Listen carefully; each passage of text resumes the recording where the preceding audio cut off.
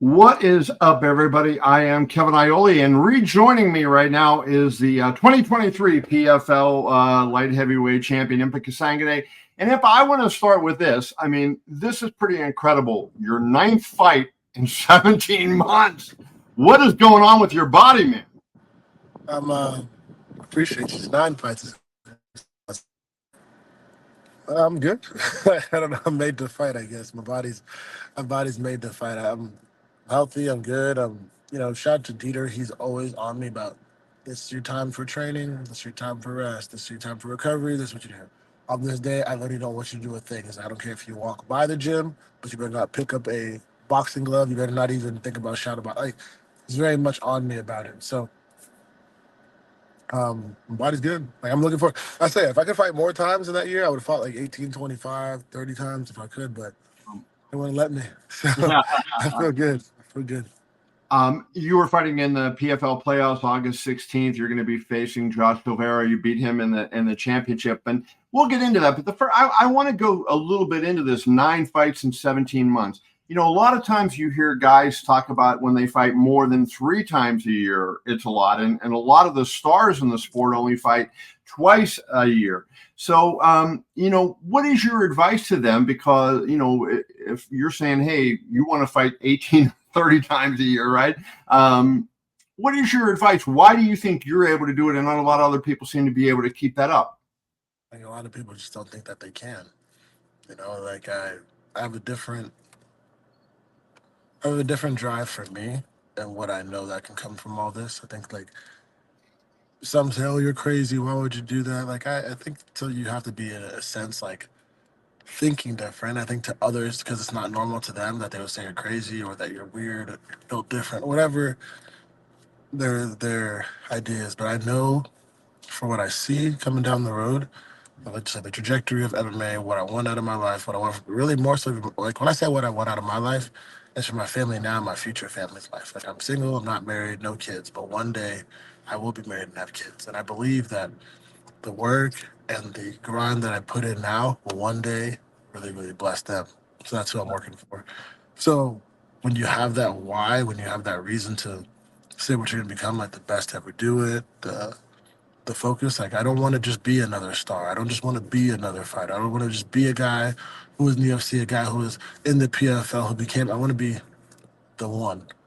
You know, that's my focus. That's my challenge for myself, and not by other people's standards, but what I would see as the one. Right. If it was my standard, that if it was other people's standards, we can't fight twice a year. To do the super fight series, you pull out. No, like I love fighting. Like 9 fights in. So yeah, it's 9 fights in 17 months.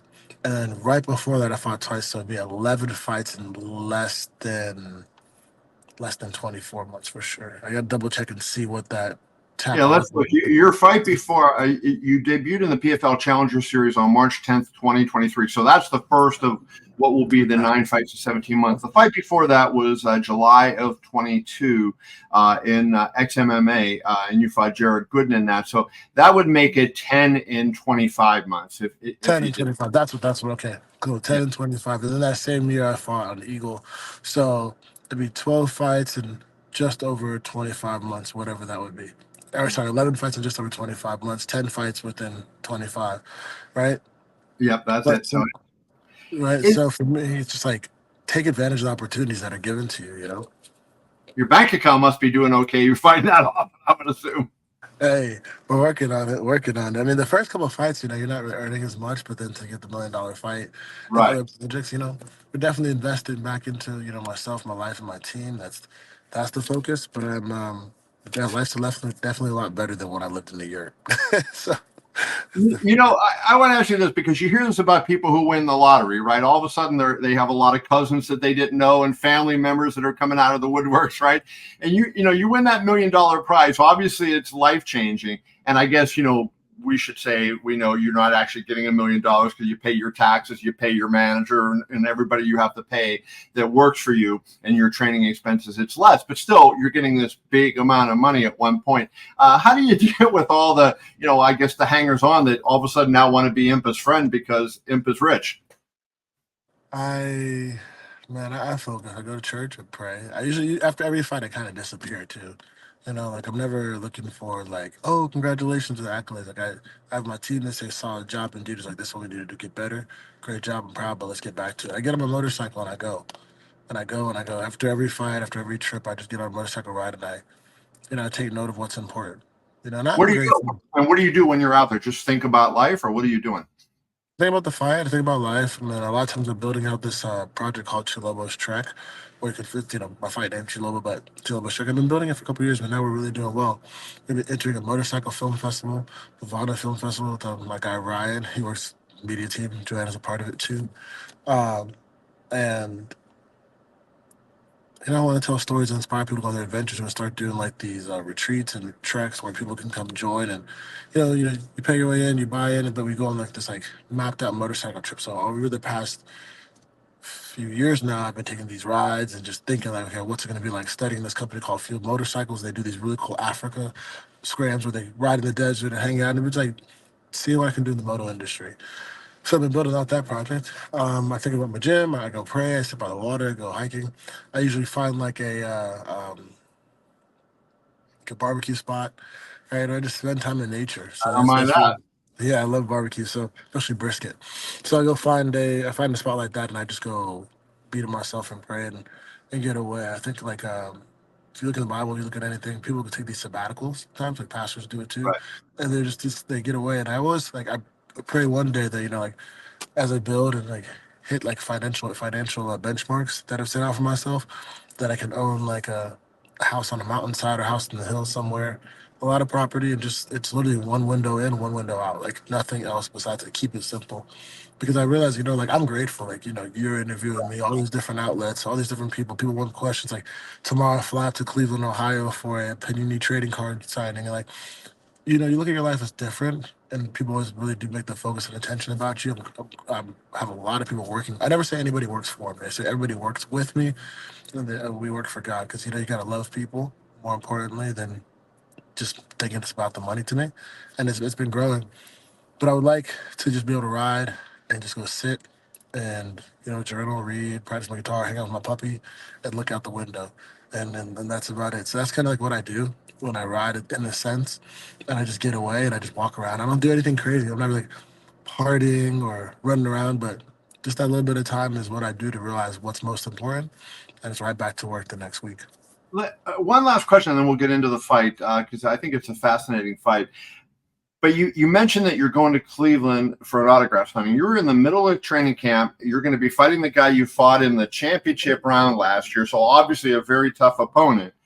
And you're going to sign autographs. And I don't know many fighters that do that either. So I got to imagine you're mentally like you're not kind of obsessed with Josh Silveira for the next couple weeks. Like are you able to take your thoughts when you walk out of the gym and change them from Impa the fighter to Impa the human being?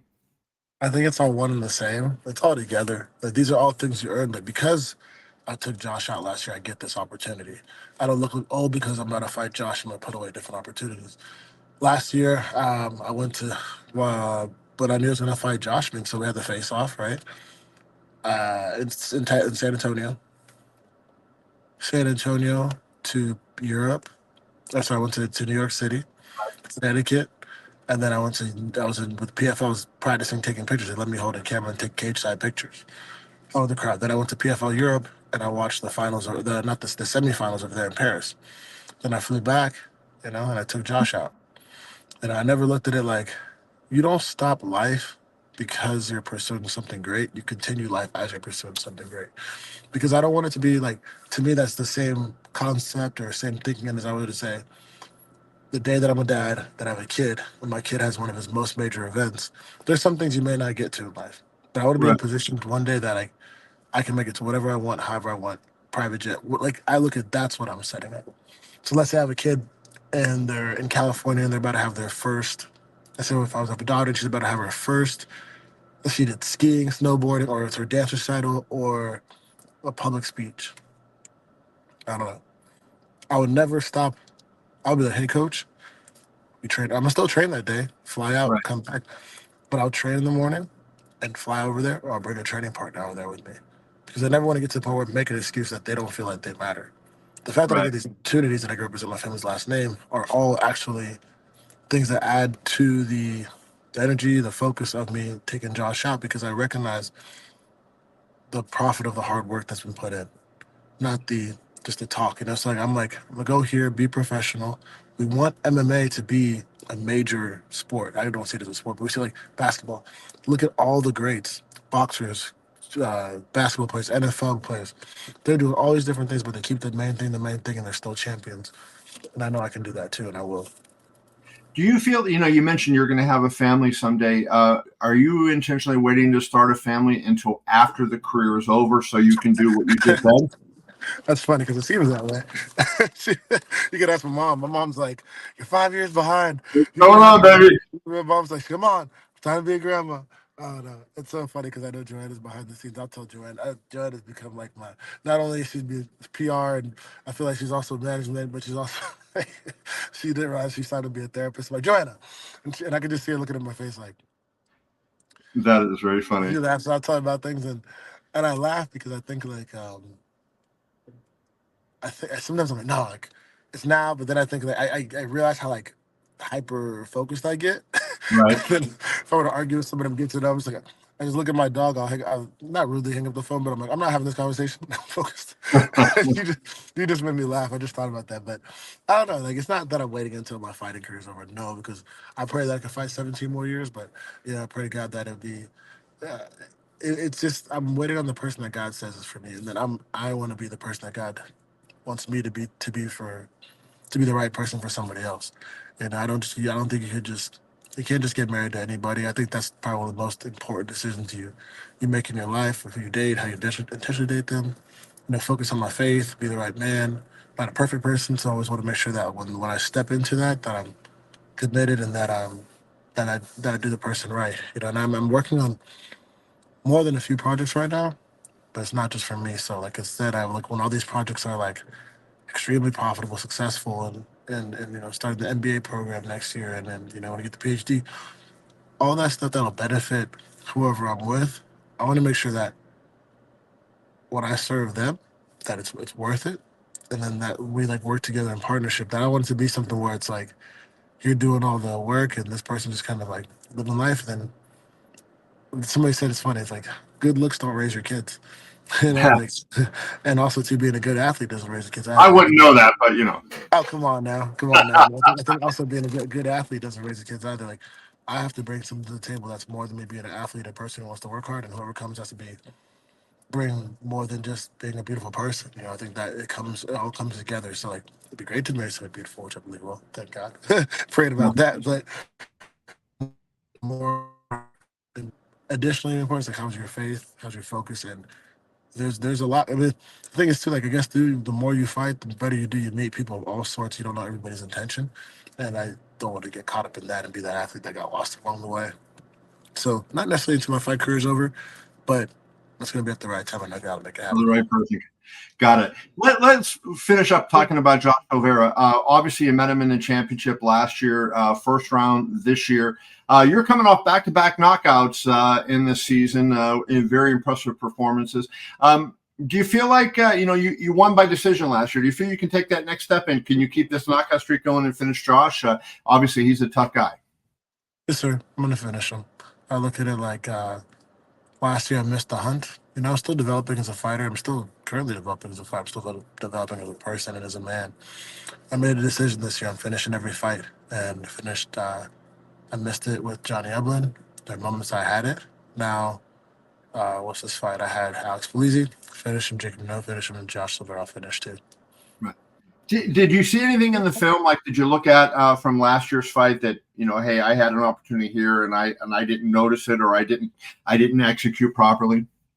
Yeah, for sure. There are more than a few in that fight itself and other fights. And I watched my fight, my old fights, not just with Josh. Like, oh, this is where you had it. This is where you recognized this before. Oh, see where you did do well here. This one where you didn't get it. I watched Josh's fights too and seen where he fades in different openings and opportunities. And I'll put it together and capitalize. And that's not just me watching it. I have a whole team, and I have Dieter, I have my whole like training crew. I have people that really support what the vision that God's put in my life, and gonna on August 16th gonna get the job done. Well, look forward to seeing it. It's going to be fun. That will be in Hollywood, Florida, I believe that is. So we will see you in Hollywood, Florida. Impa Kasanganay, we wish you the best of luck. Thank you always for your time and great interviews, and wish you the best against Josh Silveira. Appreciate you, sir. Thank you. Good to talk to you again. We'll talk to you as well.